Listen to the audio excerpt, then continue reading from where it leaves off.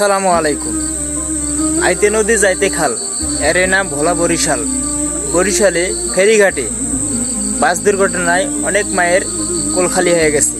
তাই আশা করি আপনারা যারা যে অবস্থায় আছো 5 ওয়াক্ত নামাজ পড়ো, আল্লাহর কাছে কান্দাকাটি করো যে কখনো কোনো সময়ের জন্য কারো কপালে বা কারো ভাগ্যে এই সমস্ত দুর্ঘটনার জন্য আল্লাহ দেয় না বা দেওয়ার চেষ্টা যেন করে না।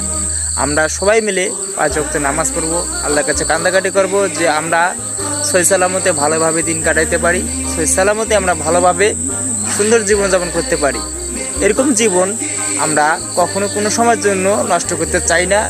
বাস দুর্ঘটনায় অনেক মানুষের জীবন হারায় গেছে, তবে আমরা আশা করি যে এই মানুষের জীবনে অনেক কিছু হতে পারে বা হচ্ছে, তবে আমরা সেখান থেকে দূরত্ব থাকবো, 5 ওয়াক্ত নামাজ পড়বো, দিনের পথে চলবো, সবাইকে আমরা নামাজের দাওয়াত দেব, সবাইকে আমরা ইসলামের পথে আনার চেষ্টা করব।